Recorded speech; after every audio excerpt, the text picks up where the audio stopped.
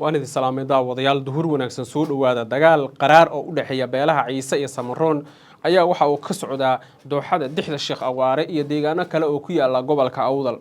hubka noocyadiisa kala duwan iyo qoryaha durundooriga u dhaca ayaa la isku adeegsanayaa dagaalka hadda socda oo kamid ah dagaaladii ugu qaraaraa ee ka dhacay aagaasi shalay deegaan la yiraahdo Boocda dagaal baa ka dhacay hadda deegaanka dixda iyo eeriyadaasi dagaal baa ka socda ciisaha iyo Samaroonku waxaad moodaa inay ku dagaalamayaan dhul baaxad leh oo hor leh oo aan la ogeyn halka ay xaaladiisu ku dambeyn doonto shalay labada dhinac waxaa kala gaaray khasaare xoogan sida ay ii sheegeen ila wareedyo lagu kalsoonaan karo oo aan la xiriiray si aan wax uga weydiiyo xaalka halkaasi ka taagan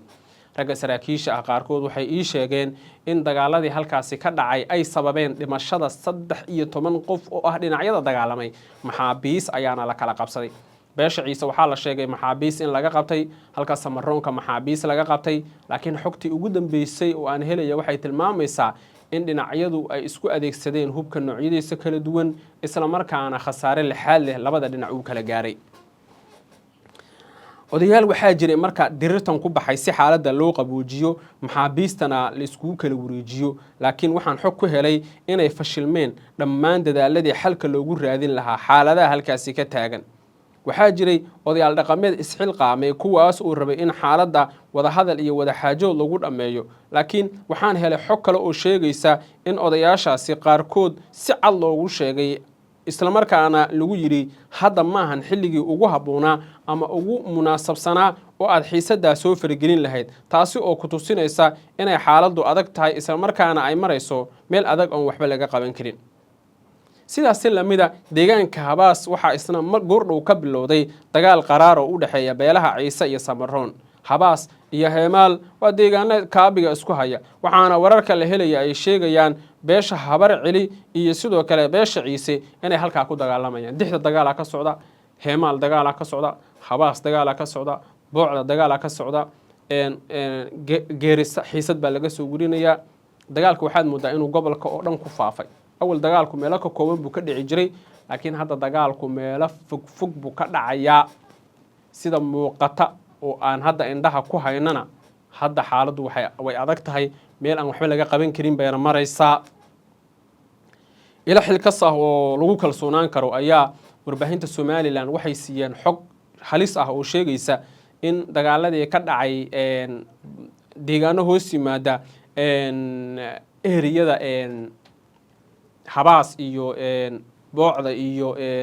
dixda iyo dhammaan dagaalada halkaas ka dhacay ay ahaayeen kuwo dabcan labada dhinac ay isku adeegsadeen hubka noocyadiisa kala duwan waliba dagaalkii shalay dhacay waxaan moodaa inuu ka duwanaa dhammaan dagaaladii dhacay maxaabiis bay labada dhinac kala qabsadeen haddana warbaahinta Somaliland waxaan moodaa inay labada dhinac la kala safteen oo qofba xaqiiqo kala duwan uu soo jeedinayo tusaale warbaahinta Somaliland taageerta waxay sheegeen in 12 qof ay dhinteen 8 kamid ay yihiin Ciise warbaahinta Ciise taageerta ee Djibouti ka soo baxday ilaa Ethiopia waxay leeyihiin dagaalkii shalay dhacay waxa ku dhintay 14 qof 9 kamid waa Samaroonka yani wararku saas ay isku khilaafayaan laakiin tirada dhimashada 13 12 baa la gaarsiinaya anuse waxaan arkay maxaabiis gaadiid cabdibilayaal ah lagu gurayo oo la leeyahay waa kuwii Ciise baaritaan aan sameeyay kadibna waxaan ogaaday in labada dhinacba maxaabiis ay kala qabsadeen oo kaliya Ciise aan maxaabiis laga qabsan waxay ku tusinaysaa si uu dagaalku u baaxad weynaaday waliba dagaalka cidii aan aqoon iyo cidii kalaba khariirad waxaa jirta cajiib ah oo ku tusinaysa deegaanada dagaaladu ay ka dhaceen sida iskugu dhow yihiin iyo yaani xariijinta marka la eego tusaale deegaanka la yiraahdo Boocda oo shalay uu dagaalku ka dhacay iyo deegaanka hadda dixda oo dagaalku ka socdo masaafo dhan 70 kilomitir bay isku jiraan deegaanka la yiraahdo Ghazli oo shalay dagaalku uu ka dhacay iyo deegaanka Boocdo 42 kilomitir bay isku jiraan Boocdo marka Ghazli aan dhahay dhinaca midig waxa ka xigay Awdal oo gobolka Boorama xaruntiisa tahay Salalna waxa dhinacyada ka xiga Lughaye oo badda ku taala Laas Cawaale Karuule Garaaca kalanle